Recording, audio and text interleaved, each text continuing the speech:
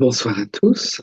Ce soir, donc, en ma qualité de vice-présidente des Amis du Musée national de céramique, pour notre 45e justement conversation céramique, eh bien, je suis heureuse d'accueillir Antoinette Allais, conservateur général du patrimoine et directeur honoraire du musée de Sèvres.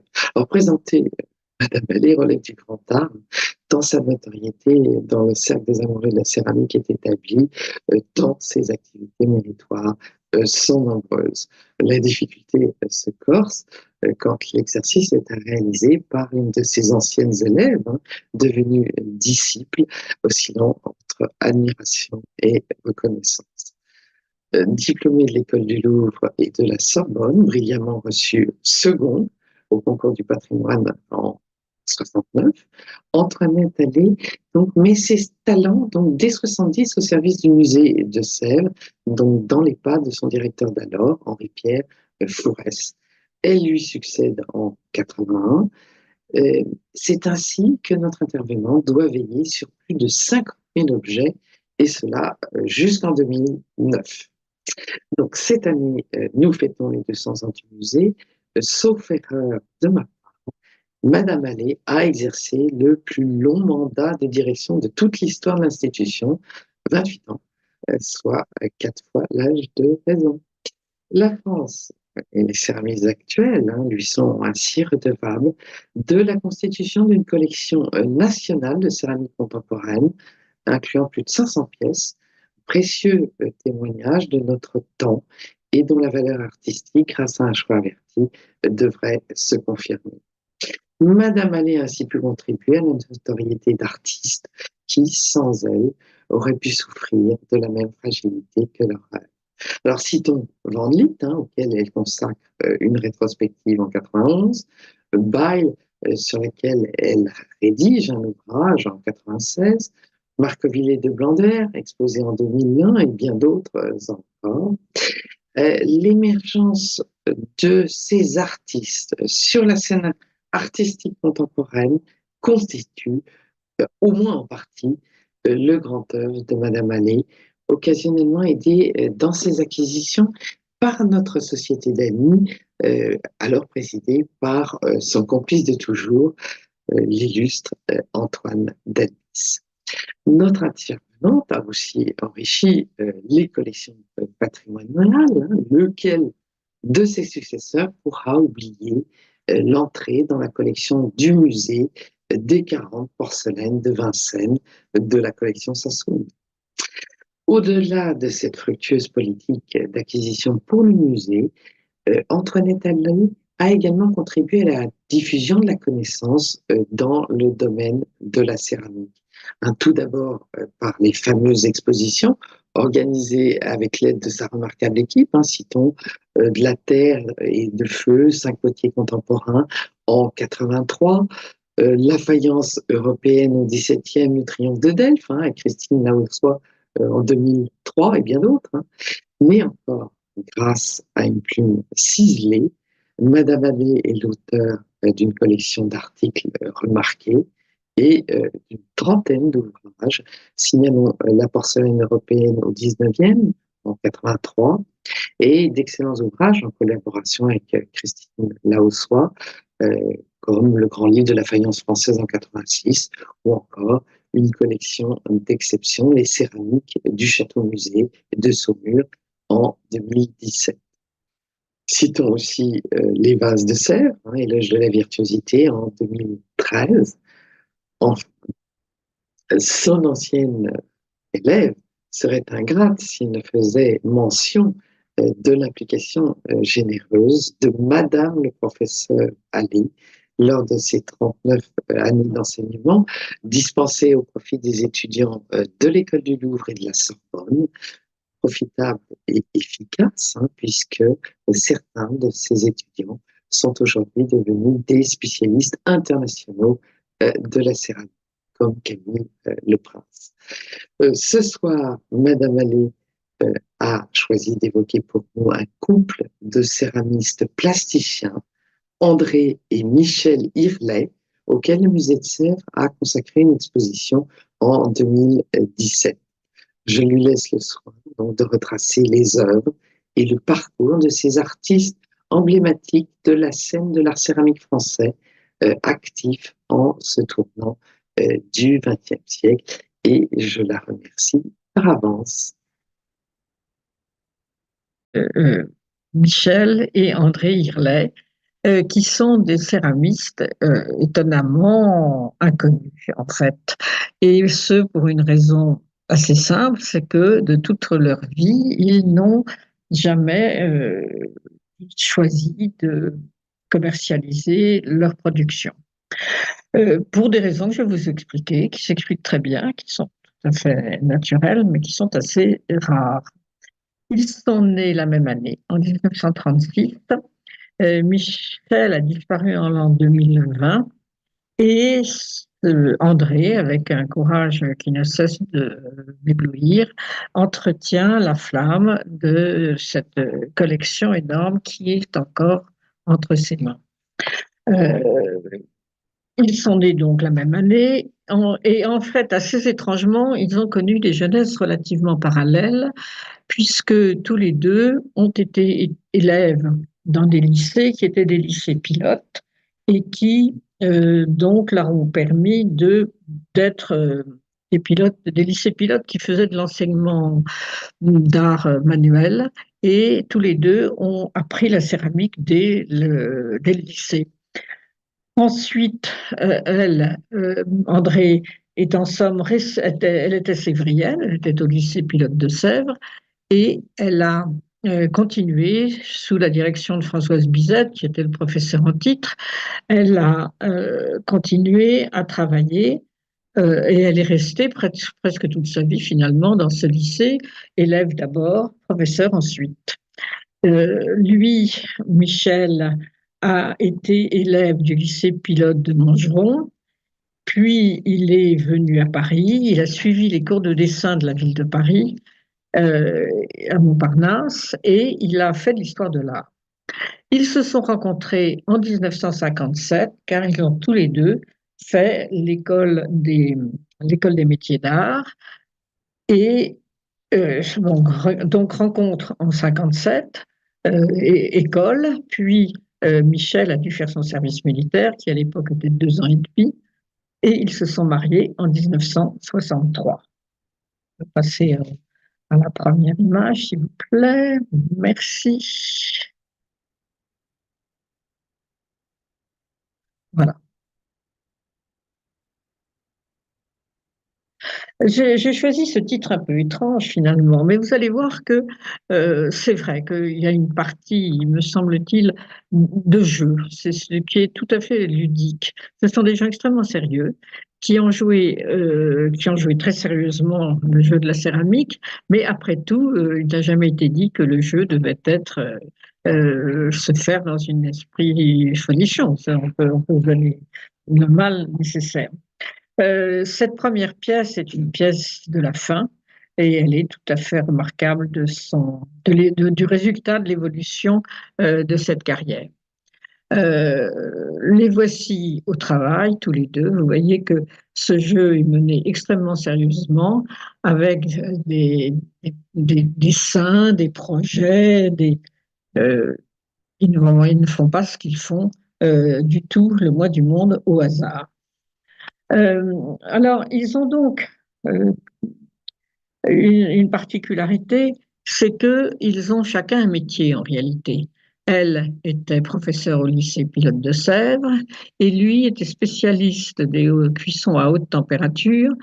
Ils avaient donc chacun un métier et de ce fait, au fond, ils n'ont pas cherché, d'une part parce qu'ils n'avaient pas besoin d'argent, et d'autre part parce que ça prend du temps, ils n'ont pas cherché à commercialiser leur production et ils l'ont en quelque sorte gardée pour eux. Elle leur servait comme de source d'idées. Ils se servent d'un modèle pour glisser sur une autre forme, sur un autre décor, et leur collection leur sert de dictionnaire, de répertoire, d'idées à créer et à faire fructifier. Donc, ils ont gardé presque peu connu, enfin presque inconnu leur production Et c'est à l'heure actuelle une collection évidemment tout à fait fantastique quand on a la chance, comme je l'ai eu, de la découvrir. Le public a eu l'occasion une fois de découvrir cette œuvre en 2017, quand Frédéric Bodet a pu organiser leur exposition au musée de Sèvres. En plus, Michel était un excellent photographe. Vous allez pouvoir en juger parce que presque toutes les photos que je vais vous montrer sont de lui. Autre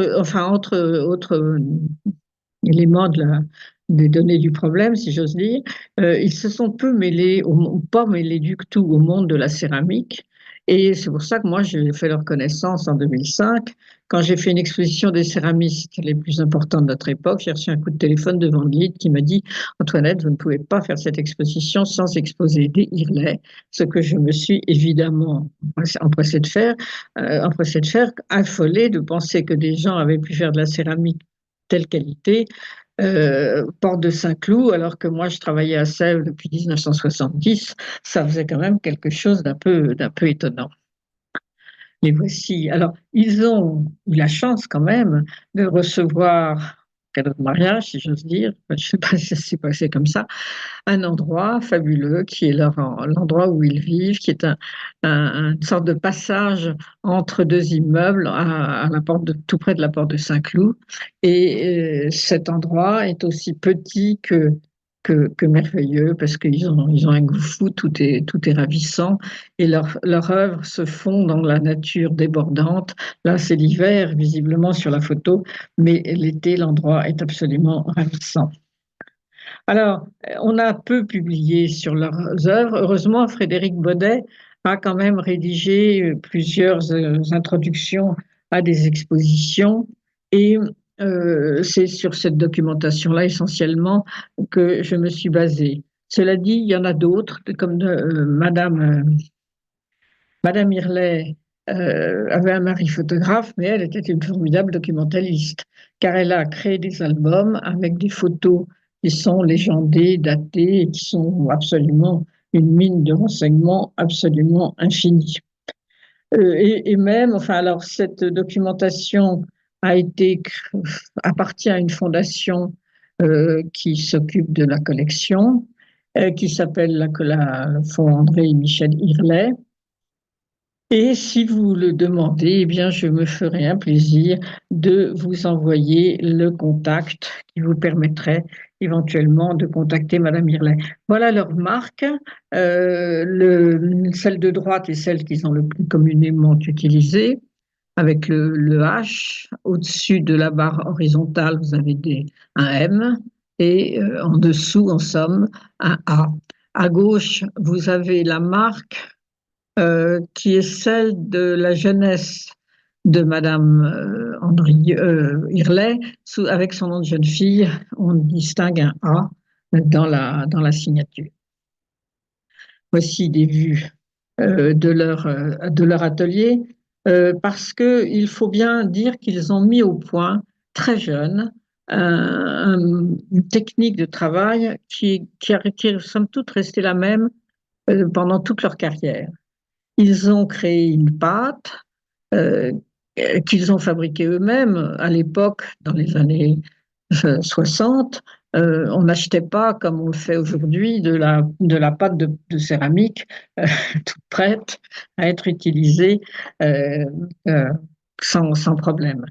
C'était dur, c'était fatigant, c'était lourd, c'était un énorme travail, mais tout le monde le faisait parce qu'il n'y avait pas d'autre moyen de le faire.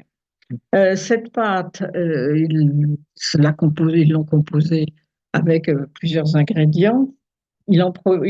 Michel en préparait 300 kilos par 300 kilos et ils ont assez peu varié la composition de cette pâte. De temps en temps, ils en changeaient la couleur pour des nécessités artistiques, mais enfin, en gros, ils ont toujours gardé ce grès chamoté qui, entre nous, dans les années 60, quand ils ont mis ça au point, je pense peu après leur mariage en 63, de fait, il y avait encore peu de gens qui travaillaient le grès. On travaillait encore plutôt la faïence et la plupart des céramistes français se sont procurés des fours à grès entre 65 et 70. Eux l'ont fait un peu avant et n'ont jamais cessé de l'utiliser.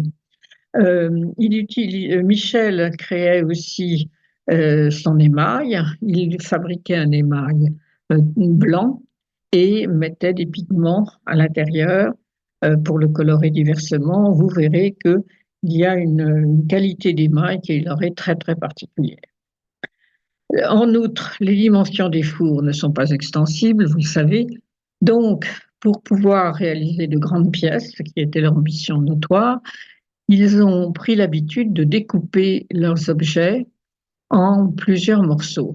Leur mode de travail habituel était ce qu'on appelle le travail à la plaque, c'est-à-dire d'habitude, on tourne la céramique ou on la moule. Eux faisaient des plaques de céramique, un peu comme des pâtes à tarte, si j'ose dire, et lui donnaient des formes qui étaient celles de la sculpture qu'ils voulaient réaliser. Et ça leur permettait de faire des sculptures très, très importantes en hauteur et découpées en plusieurs morceaux qui créent un effet graphique sur lequel évidemment, ils ont joué. Alors, voilà cette pâte qui est claire, donc, ce grès chamoté. Chamoté, ça veut dire qu'on y a mélangé du grès précédemment cuit et réduit en miettes. Et les points que vous voyez, les pointes noires, sont des traces de pyrite, d'oxyde de fer, qui en quelque sorte animent la pièce, le grès, et lui donnent une partie de sa beauté, on va dire. Et puis cet émail blanc, qu'ils ont assez peu utilisé comme ça, presque toujours, ils l'ont utilisé avec avec, euh, avec des couleurs, pardon. Alors, voilà ces œuvres qui sont faites en grand. Vous voyez, c'est une pièce qui a 2 mètres de haut et qui est effectivement faite de plusieurs morceaux avec ces couleurs qui sont posées par à plat et qui ne se mélangent jamais. On n'a jamais de petites nuances d'une couleur à une autre. Non, les couleurs sont franches et bien étalées, chacune dans sa surface. Donc, vous voyez, ce sont vraiment essentiellement des sculpteurs, même s'ils colorient leurs pièces différemment, ils ont toujours créé ainsi ces formes qui s'emboîtent, qui jouent les unes avec les autres et qui se sont prolongées au fond toute leur vie. Alors, André a pu commencer à travailler la première, elle était célibataire et qu'elle avait fini ses études. Et très jeune, elle a adopté des procédés qui, somme toute, se retrouveront pendant toute leur vie. C'est une des caractéristiques de cette époque, c'est le goût pour une production assez générale d'objets religieux. En effet, il y a eu à ce moment-là, après la guerre 45, une sorte de retour des Français vers la religion. Et il existait à Paris un salon d'art sacré qui a exposé beaucoup d'artistes, je pense par exemple à Madame Lerat ou bien d'autres, qui ont effectivement créé des objets d'inspiration religieuse. André Aldrieux n'a pas échappé à ce mouvement, mais elle a créé des choses même très particulières. Ici, il s'agit d'une céramique qui est incluse dans du ciment, et nous verrons qu'ils ont un goût assez prononcé pour le mélange des techniques. Et ce qu'ils feront plutôt en sculpture, à savoir partager les volumes avec des traits, là, ici, est fait entre le ciment et la terre cuite. Et on a cette chose déjà des aplats colorés avec l'âne et le bœuf qui se promènent au milieu très sagement. Le petit Jésus existe, mais on ne le voit pas beaucoup. Autres modes de travail, mais là, on en est encore à de la faïence, mais ça ne va pas durer. En tout cas, le processus mental, si j'ose dire, du découpage des couleurs en aplats est déjà parfaitement présent à ce moment-là. Elle a aussi donc fait des rondes bosses, et c'est en particulier des crèches que je trouve tout à fait charmantes, en particulier celle-ci qui est en grès émaillé et gravé avec les motifs, mais qui sont déjà des découpages en quelque sorte. D'abord, les figures ont des formes de bornes. Nous verrons que la borne est une de leurs formes d'expression les plus familières, et le motif gravé est déjà quelque chose qui va vers ce découpage postérieur des formes. Les voici en bleu. On peut faire ça comme ça, toutes les couleurs. Tout ça est d'une naïveté. Je ne sais pas si elle est sincère ou supposée, mais je crois qu'elle est plutôt supposée que sincère. Je ne crois pas que Madame qu'André Hirlet soit particulièrement propre à faire de l'art naïf. Mais quand même, l'humour n'est jamais loin, et la présence de ces trois rois mages sur la bosse du chameau me fait quand même grand plaisir. C'est un objet parfaitement charmant. Donc, André et Michel se sont mariés en 1963, et désormais leur œuvre leur sera commune. Alors, de même que on a fait beaucoup d'objets religieux à cette époque-là. On a fait aussi beaucoup d'animaux. C'était une façon d'adopter des formes un peu abstraites. Je veux dire, c'est quand même l'époque où à Paris, on commençait vraiment l'art, la peinture. Ça donnait de plus en plus vigoureusement à l'art abstrait. Et donc, ces formes un peu simplifiées avançaient vers l'abstraction tout de même.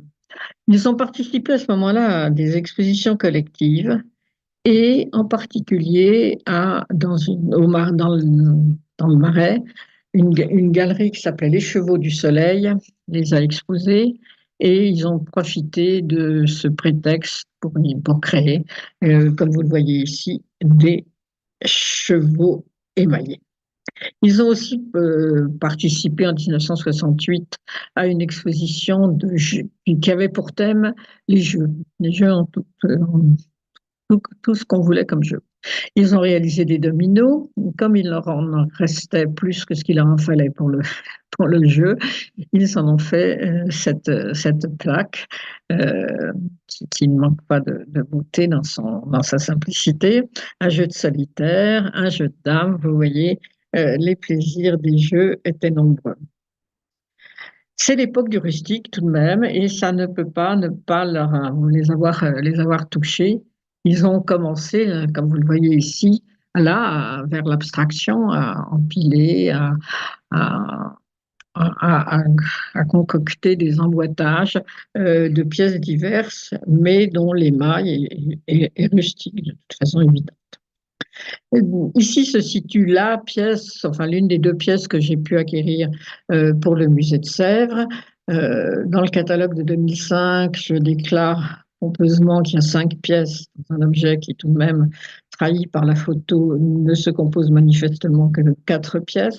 Et l'émail est beaucoup plus blanc que la photo ne le laisse voir. Cet objet est je vais vous dire, plus beau que la photo dont je dispose aujourd'hui. J'en suis assez confus. Mais que voulez-vous? Ils avaient mis au point un système qui leur permettait de faire de grandes pièces. Alors, mon Dieu, ils en ont fait.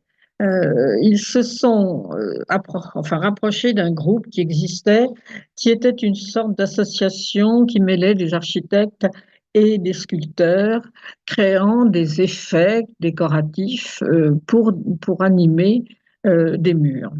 Et c'est ça qu'ils ont fait avec ces briques qui sont des briques industrielles, qu'ils ont ainsi déposées pour créer un effet de dessin autre que ce qu'on fait d'habitude. Il en est de même pour ces briques de parement qui évoquent ce motif qu'ils ont dénommé Mélèze en 1973. Ils se sont donc consacrés à la création d'objets, enfin de décors muraux, comme ici en 1969. Et vous voyez, cette façon d'introduire dans un jeu décoratif un élément d'utilisation. C'est un éclairage. Et évidemment, on peut, enfin, si on veut manier, non, plutôt déposer ces morceaux de façon un peu différente, on peut créer des effets différents. Ils ont aussi créé à cette époque-là cet objet, cette sculpture, qui a été exposée à Sèvres en 2017 et qui s'intitule Bellissima, déesse gauloise des eaux, et qui est un travail en collaboration avec une lissière. Et André m'a expliqué qu'une tapisserie en lirette, c'était une sorte de patchwork d'éléments divers. Et et là, c'est le problème des étoffes par rapport à la céramique, c'est que je suppose que la subtilité du tissage était très supérieure à ce qu'on aperçoit maintenant. Mais ça, c'est la vie des tissages. Il y a eu tout un mouvement en faveur des tissages comme ça euh, dans ces années 78 qui, hélas, a disparu par la suite. Alors, il y a une chose qui était très importante à l'époque et dont ils n'ont pas été les seuls à profiter, certes, c'était la loi du 1%. On avait constaté qu'il fallait quand même se donner un peu de mal pour embellir les grandes constructions qu'on faisait pour loger le plus de gens le plus vite possible. Et on avait décidé qu'il fallait que 1% des grands chantiers soient consacrés à des créations artistiques. Et ils ont souvent, plus d'une fois, souvent, créé des objets à cet usage, en fait. C'est un usage assez particulier, c'est de l'art extérieur, et il faut que ce soit des objets qui résistent à la dimension de l'extérieur, mais finalement, leur système de découpage des volumes s'y prêtait particulièrement bien. Cet objet intitulé Labour, en raison, je crois, du nom de Gaston Roupnel, qui était le nom du collège pour lequel cet objet a été fait, qui était mêlé à l'agriculture. Je ne sais plus très bien de quelle manière. En tout cas, ils ont créé ces effets de labour, de sillon, qui sont assez caractéristiques, qui sont très caractéristiques de cet objet. Et vous voyez que quand je vous dis qu'ils retrouvent des inspirations plus anciennes, en 2010, ils ont en quelque sorte revisité les labours, cette fois-ci en bleu, et pour une sorte de grande pièce. 118 centimètres de céramique, c'est très grand, euh, qui est, qui est beaucoup plus tardif. À Limoges, ils ont réalisé cette sculpture d'ocre rouge qui, vous voyez, est faite, et encore une fois, de morceaux qui se portent les uns les autres et qui créent un effet vertical qu'on ne pourrait pas utiliser autrement. Et puis, à Paluel, pour un bassin, ils ont créé aussi ces effets j'ai appelé ça bombé, ça a un peu fait sursauté André Hirlet, mais moi je vois pas, je trouve qu'effectivement cet objet paraît bombé par rapport à ces surfaces planes qu'on met généralement dans le fond des bassins. Et vous voyez, cet même effet, finalement, on va appeler ça matelassé, est le même. Enfin, c'est effectivement, vous voyez, ça c'est une vue de l'exposition de Sèvres de 2017, l'effet est en somme le même. Alors, une autre grande commande plus tardive à laquelle ils ont répondu, c'est celle de Villepreux, pour laquelle ils ont créé deux grandes mains qui se font face et qui servent de banc et qu'ils ont intitulé, d'après un texte de Michaud, doigts nombreux au point d'être 10 et de 5 modèles différents. C'est vrai que nous avons 5 doigts différents et 2 mains et 10 doigts. Tout est dit. Alors voilà les photos de la réalisation de cet ensemble assez énorme. Vous voyez que rien, évidemment, quand on fait des choses pareilles, rien n'est laissé au hasard. Il faut que le projet soit absolument concocté, mis parfaitement au point avant qu'on en réalise quoi que ce soit.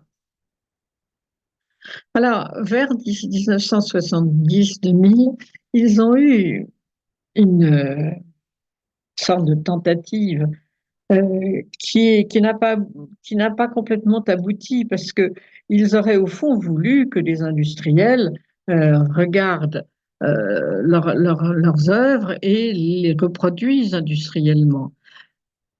Ils n'ont pas trouvé l'écoute auprès des industriels de la céramique, qui n'ont pas compris qu'il y avait là quelque chose à faire.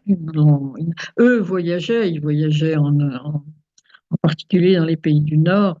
Ils sont allés en Norvège où le design, au moins pour ce qui au moins pour ce qui était la vaisselle, était déjà très, très, très lancé, très, très à la mode. Eux ont essayé d'aller au-delà et de créer quelque chose comme des modules, des quasi-meubles en fait, mais ils n'ont pas été compris. Et là, vous voyez que vous avez à la fois une table, des vases, vous en voyez les orifices et des blocs. C'est l'époque des ikebana, des fleurs japonaises, vous savez, qui sont diversement, enfin, qui constituent des bouquets qui n'ont rien à voir avec les nôtres. Alors, à nouveau, voilà l'exposition de 2017. À la verticale, dans le fond, vous voyez cette espèce de plaque qui n'est pas tout à fait ronde, mais qui reprend des effets de murs, un peu comme des puzzles. En réalité, c'était un plateau de table. Au premier plan, vous voyez ces formes très plates. Ça peut être ce sont des sculptures, bien sûr, mais ça peut être considéré aussi comme des vases. Regardez, là, vous avez un vase, en fait. Alors, c'est une photo de l'époque, c'est-à-dire que c'est l'époque du rustique. Hein. Souvenez-vous qu'on a vécu dans, dans, dans les toiles de jute et autres chaîne brute. En tout cas, vous voyez que ça donne des formes avec des sortes d'ailerons qui sont tout à fait originales et qui permettent effectivement de créer des effets de plantation, euh, de, de vases, de formes qui sont on ne le réalise plus vraiment, mais qui sont des nouveautés absolues, en fait. D'abord parce que ce travail à la plaque est apparu à ce moment-là et on n'en avait jamais fait. C'est une nouveauté. Donc, vous voyez, à la fois c'est une sculpture, à la fois c'est un vase qui permet des effets, en particulier avec des fleurs sèches, des effets comme on n'en avait jamais obtenu. C'est une génération qui a infiniment créé des formes parfaitement nouvelles. Alors, ils ont réalisé des bassins qui sont des sortes de, de, de fontaines, qui sont des fontaines d'appartements, de tables, avec un petit moteur pour que l'eau soit remontée dans le haut et s'écoule de bassin en bassin. J'avoue que j'aurais bien voulu savoir les voir marcher. Ils en ont fait toute une série comme ça de formes. Alors les formes sont droites, bien sûr, mais elles sont douces. L'angle n'est pas n'est pas dans leur vocabulaire habituel. Et ça aboutit à cet ensemble qui, paraît-il, a été vendu très vite et André le regrette. André regrette amèrement tout ce qu'elle a vendu, je crois. Quand elle parle des artistes qui vivent de leur art et qui vendent l'art, elle en tressaille d'horreur. Elle, elle avait évidemment la chance de pouvoir ne pas le faire, mais c'est assez rare. Et je ne suis pas entièrement certaine que ce soit fructueux. Mais ça, c'est pas bien de le dire.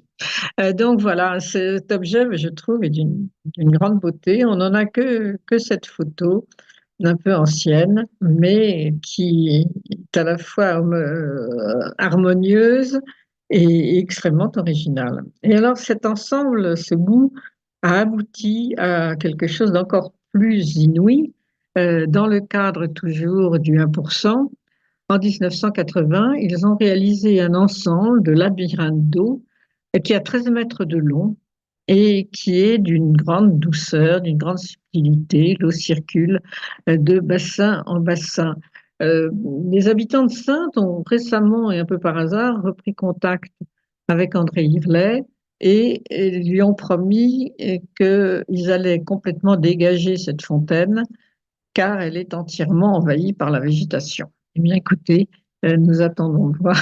Il faudra aller à Saintes dans quelques temps pour vérifier que cet objet a retrouvé sa splendeur. En principe, ça devrait marcher parce que le propre de la céramique, c'est d'être quand même assez résistant à la plante.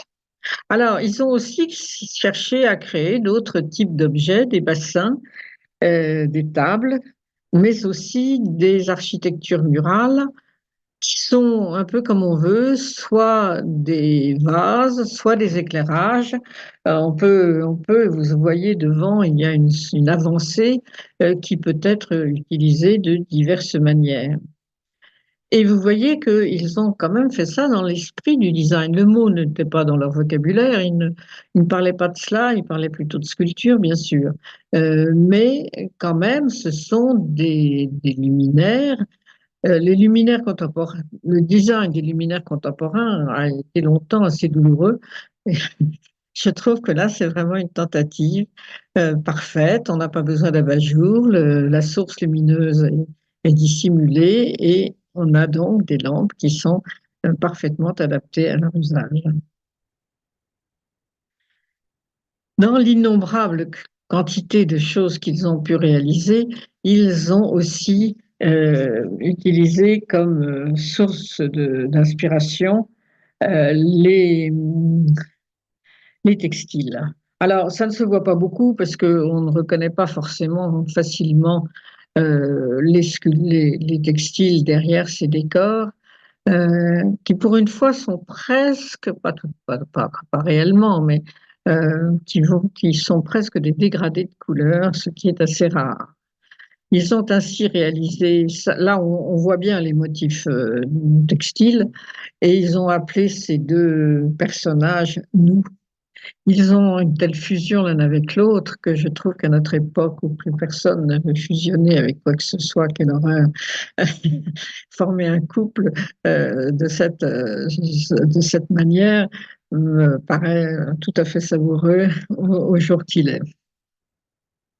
Et ici, vous voyez que ce sont des personnages, ils en ont fait toute une série, qui sont en réalité décorés à moitié à partir de motifs textiles et peut-être encore plus, surtout avec des motifs végétaux, puisqu'on reconnaît franchement des feuillages, une fleur au milieu, mais tout ça se mélange pas mal. Nous allons voir que cela fait partie intégrante pour le coup de leur Enfin, il y a une chose dont je ne vous parlerai presque pas, si ce n'est là maintenant. Ils ont beaucoup travaillé à des décors sur des carreaux, sur des plats, sur des objets limités, si j'ose dire, en volume. Ils appellent ça des individus rudimentaires, ce que ça est, évidemment. Mais ce géomètre est quand même parfaitement décoratif et rejoint toute une production dont je ne vous parlerai plus parce que je ne peux pas tout dire. La figure humaine a été tout de même leur source d'inspiration la plus constante. Alors, elle est souvent bien dissimulée. Il faut y regarder à deux fois pour retrouver un être humain dans cet objet, dans ce mur. Mais on le voit, en fait, il est là. On peut pas, il a une tête, il a peut-être des épaules, des embryons de jambes. Enfin, c'est quand même un monsieur, je crois vraiment. Là, j'ai eu plus de mal à trouver le monsieur. On le voit à l'horizontale, jambes et bras écrasés, écartés, pardon, et un peu écrasé quand même, effectivement, par les blocs de terre qui le portent et qui l'écrasent, parce qu'effectivement, il est dans l'eau et cette eau est plus suggérée que représentée. Nous ne sommes pas loin de l'abstrait quand même. Ce divan rouge, euh, rouge par le divan, mais la terre est. Et cette sculpture rejoint assez des courants de la sculpture de l'époque, de Henry Moore et autres sculpteurs contemporains. En tout cas, c'est un objet très, très particulier dans leur œuvre. Ils n'ont pas été beaucoup plus loin dans ce domaine, dans ce genre. L'homme debout, au contraire, relève d'une production qu'ils ont euh, prolongée pendant extrêmement longtemps. Vous voyez que là, cette fois-ci, la figure humaine se dégage nettement. Elle n'est pas très figurative, je vous l'accorde, mais elle est très, très visible.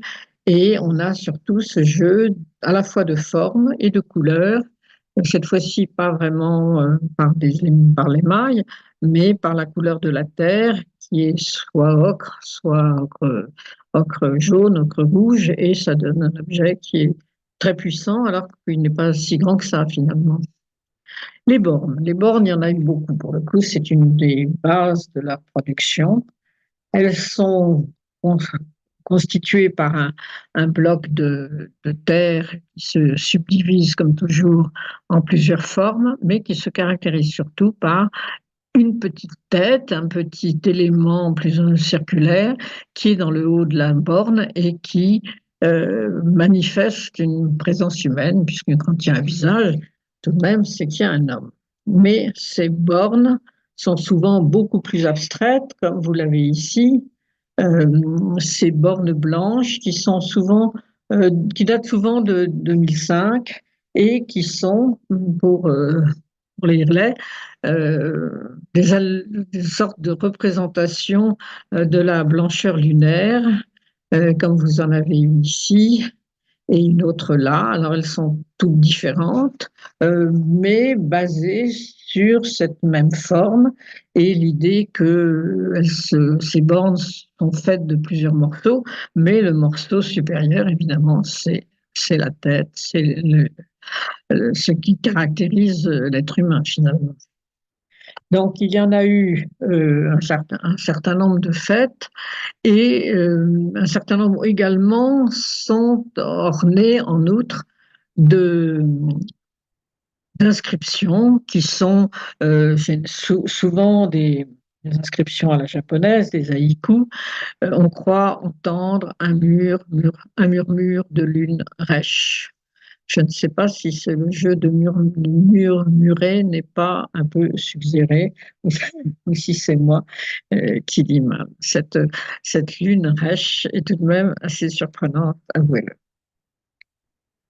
Alors parfois, les bornes grandissent et deviennent beaucoup plus hautes. Ici est écrit Tout le monde dort, rien que entre la lune et moi. Tout ça est d'une poésie parfaite et ce jardin des Irles corde absolument avec ce genre de moments à la fois céramiques et littéraires. D'autres formes de décors, celui-ci est plus rare, mais ce sont des sortes de motifs dont André me dit qu'ils sont végétaux. Après tout, pourquoi pas. Et puis, pour en finir avec ce chapitre, pas tout à fait d'ailleurs en finir, avec le chapitre des humains, j'aime beaucoup ce membre de l'équipage qui nous dit adieu, le bateau doit s'en aller, je suppose. Donc, euh, il salue fièrement campé sur ses deux jambes, cette fois-ci. Alors, vous voyez, cette photo aussi, on voit bien cette espèce d'épaisse douceur de ce émail extraordinaire. Les couleurs en sont subtiles, elles sont toujours en aplat, vous l'avez vu, mais elles sont différentes. Enfin, il y a une palette qui est riche et qui joue sur la couleur de la terre. Ce jeu est tout simple, c'est le jeu de la céramique, naturellement. Vous savez, une céramique, c'est une forme, une matière, une forme et un décor. Eh bien, la matière, c'est ce grès tout simple mais parfait. Le décor, c'est la forme, c'est celle de cet homme. Et le décor, c'est cet émail mais épais et doux à la fois, qui s'oppose qui s'oppose à la terre d'une façon parfaite. Alors, enfin, encore une fois, enfin, faut-il parler d'hommes? Ça, je suis pas tout à fait certaine. En tout cas, vous voyez, à l'exposition de Sèvres qui a eu lieu à la Maison de la Culture de la ville de Sèvres, en somme, ces sillons à nouveau qui traversent, vous voyez qu'ils utilisent et réutilisent avec bonheur des choses qu'ils ont créées tout à fait différemment, extrêmement longtemps auparavant. André fait des broderies. Elle fait des broderies et ses broderies sont souvent absolument délicieuses. Celle-ci est un peu sévère, elle nous regarde et elle ouvre le chapitre, évidemment, des visages qui sont aussi un des thèmes qui parcourent leur œuvre. Alors, c'est à la fois un visage ici qui nous regarde et qui a un autre, qui joue avec un autre élément aussi ici, c'est la présence d'acier qui est un peu inattendue, mais qui ajoute évidemment une sorte de monumentalité à cet objet. Ici, c'est un autre type de recherche parce que les deux plaques pivotent là où elles se rejoignent à gauche. Il y a un axe et elles pivotent et l'œil reprend sa place quand on rejoint les deux éléments. Ici, le visage est évidemment moins visible, mais quand même, il constitue le décor de cet Y, de ce grand Y qui nous regarde avec cet œil bleu sur cette base noire. C'est un objet un peu abstrait, mais très, très impressionnant.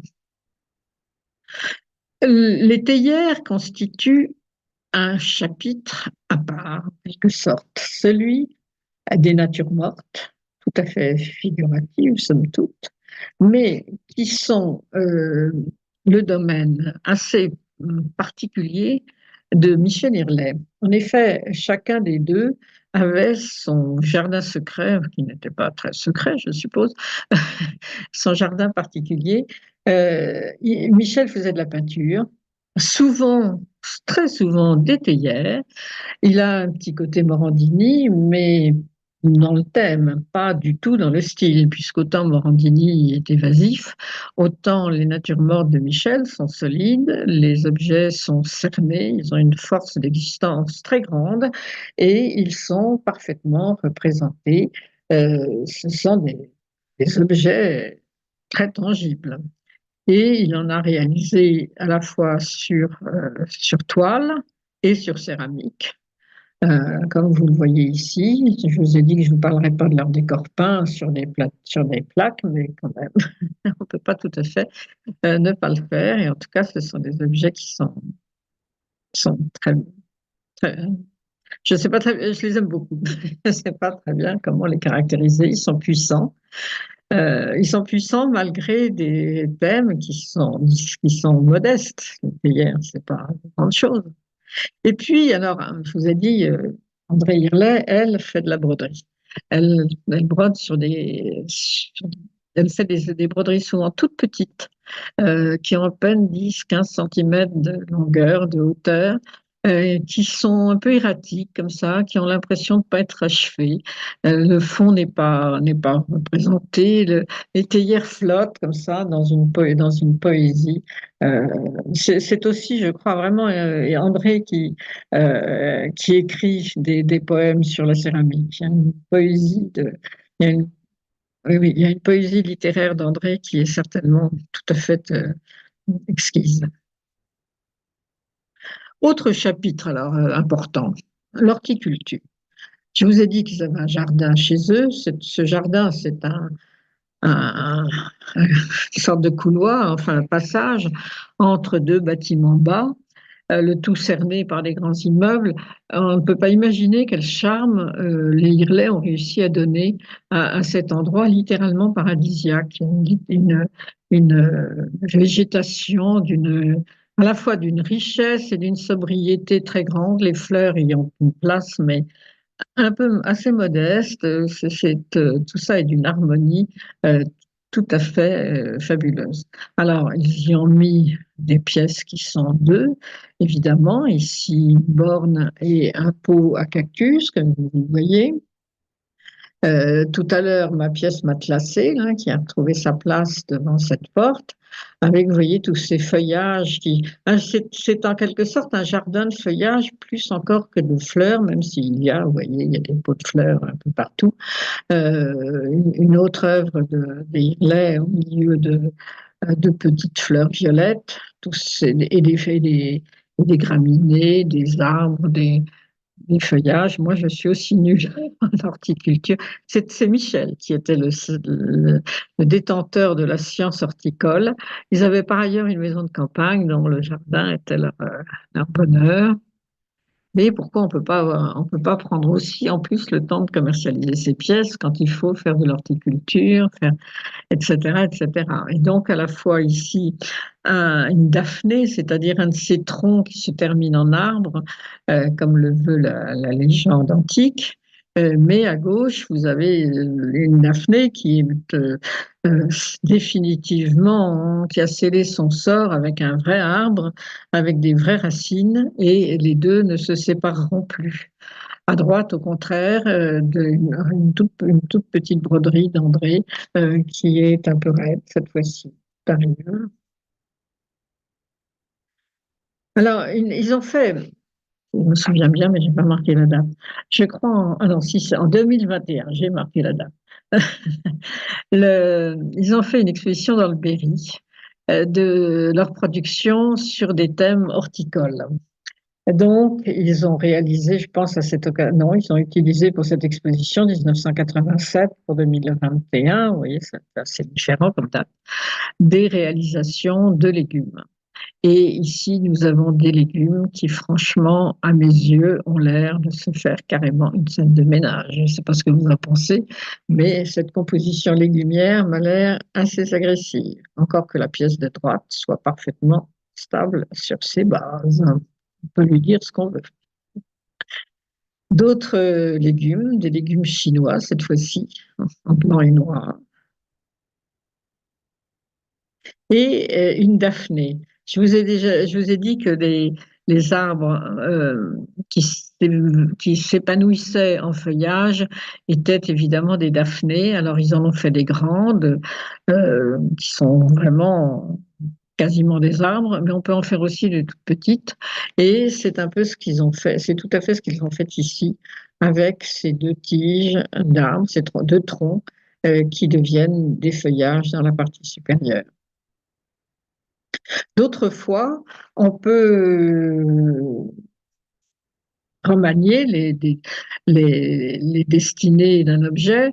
Et ici, Chancelia de Brault a transformé une pièce dont je ne sais pas exactement quelle était la forme initiale en récipient pour y mettre une plante grasse. Et cette fois-ci, on a cette chose assez rare, des couleurs très vives qui se placent comme ça. Et ça fait évidemment un ensemble tout à fait frappant. Dans d'autres cas, la palette se veut plus discrète, mais l'effet est quand même tout à fait admirable avec ce bleu. ce- Alors, il y a aussi dans le registre de la vie, les animaux. Alors celui-ci, bien sûr, est un peu. Je vous ai montré un cheval, pardon, tout à fait au début. Ici, un chat, effectivement, il est assez abstrait, mais il est bien replié sur lui-même. Et une là, en fait, ça s'appelle moraine. Moraine, ce sont des cailloux quand même. Écoutez, moi, j'y vois un chat, je n'y peux rien, c'est comme ça. Et je suis très contente avec d'appeler ça un chat. André, vers 1922, ils avaient fait beaucoup ensemble de piles de blocs de terre. Et tout d'un coup, André s'est dit, mais pourquoi est-ce qu'on ne les mettrait pas à l'horizontale? Et ça a donné ce que moi, je baptise un chat également, ou un serpent, enfin quand même, cet individu couleur terre et couleur jaune, c'est quand même c'est quand même un animal, me semble-t-il, peut-être un serpent quand même. Ah ouais, il y en a même un autre à gauche, là, avec toutes ces plaques qui ressemblent aussi à un chat. Alors, ils ont fait aussi, c'est un peu des hommes quand même, mais pas complètement. Ce sont des armures avec des mandalas. Alors, ils en ont profité pour avoir des couleurs assez différentes. Ici, avec des dominantes noires et oranges.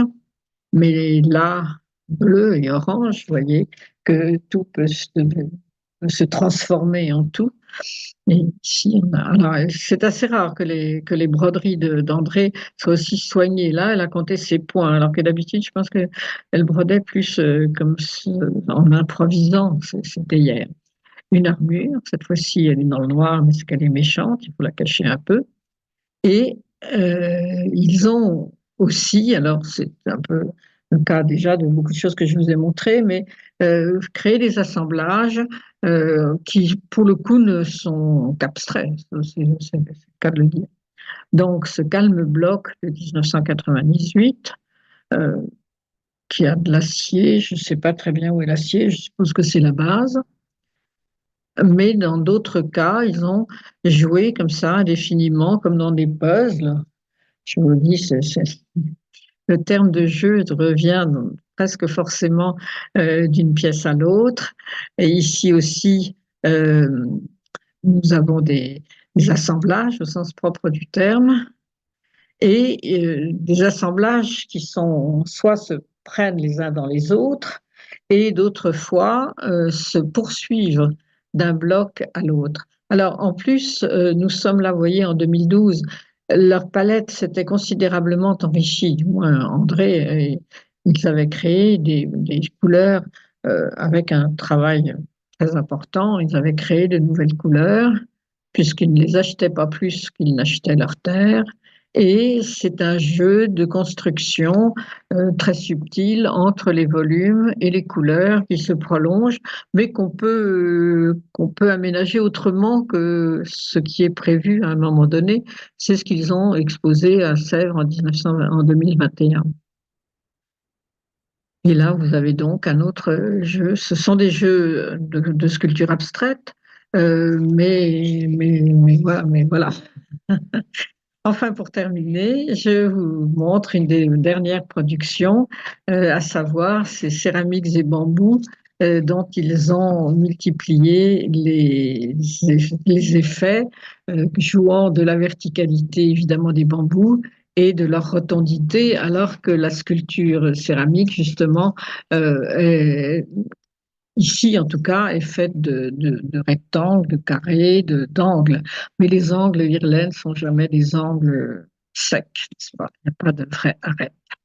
Voilà, je vous ai montré ainsi un panorama ô combien complet, certainement.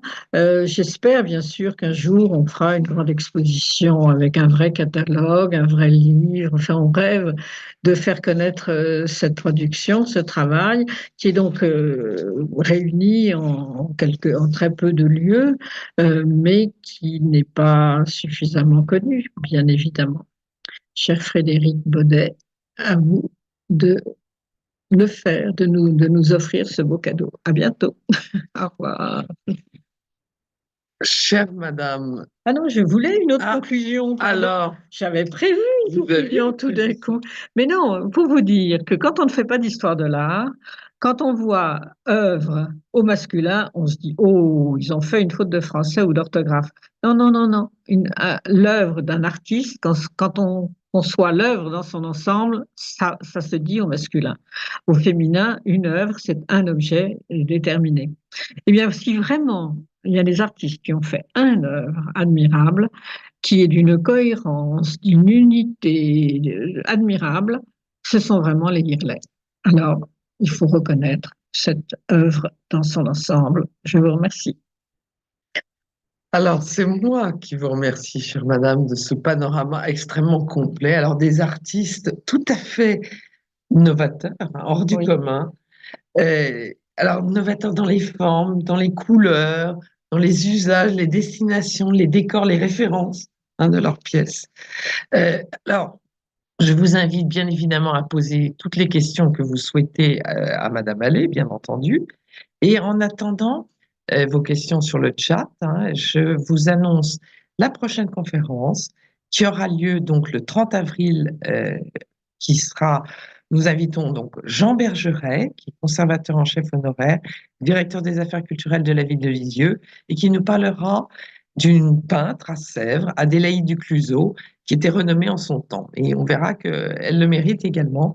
Et je vous annonce également la visioconférence du 14 mai, aussi intéressante, et ce sera Yo-Yo Mag, donc la petite fille du fondateur de la Fondation Mag, qui nous parlera des céramiques de Miro chez Artigas, donc Terre de Grand Feu.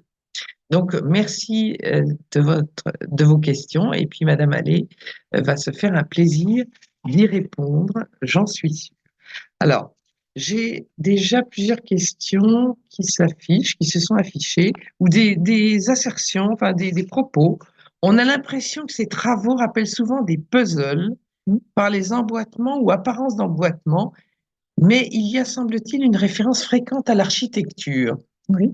Oui, hein, on peut le Ah dire, oui, tout à fait. tout à Tout à fait. fait. Les claustras font aussi penser aux pratiques d'Alexandre Sandier. Alors, Ça, qui est à la piscine de Roubaix. Qu'en pensez-vous, chère madame? je suis plus sceptique. Vous Je êtes- sais pas. Moi, je ne le vois pas Sandier derrière les Irlais, mais je sais pas. Il faudrait étudier la question. Alors, ils ont donc conservé la totalité, ou presque la totalité de Oui. leurs œuvres. Dans quel but?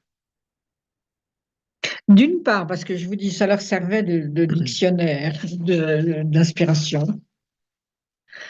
D'autre part, parce que ils n'ont pas fait, il leur aurait été difficile de commercialiser cette production, tout simplement parce que à l'époque, il y avait une seule galerie en France, en gros, de céramique contemporaine, du moins à Paris, et ils étaient parisiens aussi, euh, qui était la galerie de Daniel Sarver. Et mon Dieu, tout simplement, ils s'aimaient pas. Les Sarver Daniel Sarver et Michel Irlet. Et voilà tout. C'est aussi bête que ça. C'est aussi bête que ça, mais enfin, bon, c'est pas si bête. Alors, y a-t-il une possibilité que cette collection puisse être conservée dans son intégralité dans un cadre muséal ou de fondation? Oui, c'est ce que Madame Irlet est en train d'essayer de faire. Ouais. Donc ça, c'est en cours, mais C'est en cours. voilà, il Alors, n'y a pas encore de on sait date. que la législation française est plutôt défavorable aux fondations. Mais je connais plusieurs artistes qui sont en train d'essayer d'en créer. Mon Dieu, je ne peux rien de plus pour eux, hélas. Alors là, je crois que c'est une céramiste qui pose la question suivante. S'agit-il d'emboîtement ou est-ce que les morceaux sont attachés entre eux? Eh bien, je ne sais pas. Je pense je pense qu'ils ne sont pas attachés dans la plupart des cas. C'est Mais je ne sais pas. C'est à Madame Irlet qu'il faut demander. c'est une céramiste Ou à qui vient. Frédéric Bodet, qui est beaucoup plus au Ah courant que oui, moi. alors peut-être qu'il pourra nous dire, Oui, on lui demandera c'est s'il à peut Frédéric donner qu'il faut demander ça. Oui. sa petite note. C'est une céramiste américaine, Annie Gibson, qui pose ces questions. Et pour les pièces monumentales, quel matériau a été utilisé pour coller? Là, c'est très. Je suis désolée, moi, j'ai pas fait de céramique dans ma vie. Je commente la céramique des autres, mais j'en sais rien. Alors, ont-ils été inspirés par d'autres artistes? Très peu, Très peu, hein, très ils peu, avaient une personnalité très forte. très peu, parce que, alors, des artistes, si, mais des architectes, dans l'art contemporain, oui. Oui, Oui, oui, si, si, ils visitaient des galeries, ils étaient très au courant de tout ce qui se passait autour d'eux. C'était pas des gens isolés. Simplement, ils ne sont pas rentrés dans le monde des céramistes. ouais. On a l'impression qu'ils ont un peu voyagé et que Enfin, un leur peu, travail a été essentiellement concentré sur un aspect intellectuel propre à leur couple. oui. C'est pour ça que j'ai appelé ça un jeu d'esprit. C'est que Oui, effectivement, c'est tout un à jeu fait. d'esprit. Ils ont conçu, il faut les voir d'ailleurs ils ont des mondes de dessin, ils ont des mondes de projets, je ne pouvais pas parler de tout, mais il y a autant de projets écrits, dessinés et peints que de réalisations céramiques. Oui, oui, Ça, tout sans à fait. aucun doute. Alors, même, ce monsieur ajoute, même les pièces petites ou très figuratives, comme les théières, paraissent monumentales. Oui, oui. C'est Non, vrai non, que c'est assez déroutant, oui, hein. non, non, On a, ils ont du génie, ces gens. alors, les pièces ne semblent pas signées. Si, Si, si, je elles vous ai sont montré toujours les mains. signées, Toujours, hein. toujours, je ne sais pas, mais ils ont une marque. Ça, Elles oui, je sont vous l'ai toujours montré au sinuées. début. Je vous l'ai montré. Oui, tout à fait. Alors, est-ce qu'il y aurait une monographie? Non, justement pas. Il n'y Pas en a pas. encore. En 2017, ils ont été exposés à Sèvres et Frédéric a rédigé une introduction. Euh, j'ai honte, mais j'ai pas pris le temps de. Ils ont exposé. Écoutez, vous cherchez sur Internet, je suis sûre que c'est écrit. Frédéric Baudet a écrit plusieurs introductions et c'est la source de beaucoup de renseignements quand même. Oui, oui, tout à fait. Et toujours cette même question, comment étaient assemblés les divers blocs? C'est vrai que c'est assez incroyable de voir comment étaient assemblées ces pièces. Mais à coup de pas, moi, je ne me suis pas posé la question. Donc, alors, bon, non, je ne sais pas. C'est une Ouais, grande adresse, hein, un nouveau bon. message. Alors attendez. Euh, non, mais ce sont des pièces absolument fabuleuses. Et quel est le corpus, en fait, à peu près? Il y a Il y a à combien peu d'œuvres? près entre 1000 et 1500 pièces. Madame Irlet est en train d'en faire l'inventaire. Est accompagnée par une dame gentille et active et forte, parce que tout ça est très lourd. Et elle en fait l'inventaire en ce moment. Et est-ce qu'elle continue à faire de la céramique, Un Madame peu, Irlet? un peu. Bon, ça n'a plus l'ambition que ça avait. Encore qu'elle a trouvé enfin quelqu'un qui lui réalise, un industriel qui réalise des claustras. Ah oui. Donc, voilà, ça va Ouais. peut-être apparaître. Donc là, il y a une personne, je pense qui est peut-être céramiste également, qui précise assemblage à la barbotine, je Oui, pense. sans doute, sans doute, sans doute. Oui. Voilà. Mais enfin, en même temps, le but, c'est que chaque morceau soit cuit, enfin, pas en même temps que ses copains. Donc, si on les réunit, la barbotine, il faut la cuire quand même. Donc, donc voilà, je sais pas, non, je sais pas. La colle, ça existe, hein. Ah Et oui. puis le poids, Le poids, oui, ce sont des œuvres extrêmement lourdes. oui, oui, oui, le Ouais. grès comme ça, c'est lourd, très lourd. Alors, vous voyez, je crois que le mot de la fin, ben, ce sera quelle découverte et quelle inspiration. Un grand merci pour ce délicieux moment, chère Eh madame. ben, écoutez, c'est Madame Irlet qu'il faut remercier. Moi, quand elle m'a montré tout ce qu'elle avait fait, surtout en photo, parce qu'encore une fois, je ne pouvais pas lui demander, enfin, je lui ai demandé d'ailleurs, mais elle a été un peu agacée. Je lui ai demandé de me montrer tout ça, parce que moi, j'ai vu presque tout en photo. Enfin, j'ai vu ces fameux albums qui sont, et j'en dégoulinais de bonheur. Enfin, découvrir à mon âge un heure aussi extraordinaire, c'est pas fréquent quand même. Et, et voilà, mais ils ont maintenant vraiment, Madame Irlet voudrait que ce soit connu, je crois pouvoir dire, mais enfin pas complètement. Elle m'explique quand même, il y a des photos qui traînent sur Internet, c'est quand même agaçant, on contrôle rien. C'est ça qui est quand même. Alors, Ouais. elle a des choses comiques. Elle est pas beaucoup d'artistes sont absolument scandalisés parce que quand ils vendent leurs pièces, le commerce prend au moins la moitié de la valeur de l'objet. Elle trouve ça normal, mais elle a pas vendu quand même. Elle n'a pas vendu quand même. Ah oui. Par contre, alors, autant les autres céramistes sont scandalisés parce qu'on leur c'est eux qui devraient toucher tout l'argent, trouve-t-il, puisqu'ils ont créé les objets. Elle pas, non, elle admet le principe du salaire du commerçant, mais d'abord, elle trouve que vivre de la vente de l'art, c'est quand même indigne. L'art, c'est pas du commerce, c'est de l'art.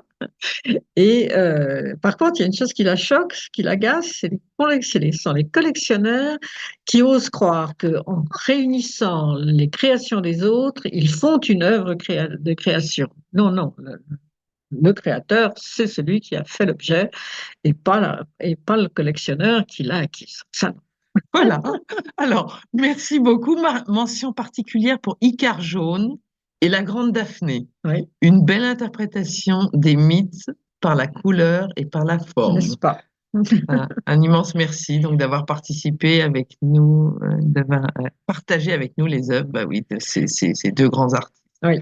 C'est assez rare Bon, quand même. Un couple d'artistes comme ça. c'est très rare parce que non, des couples d'artistes, il y en a, mais des gens qui ont travaillé à À ce deux. point ensemble, Ah oui. ensemble.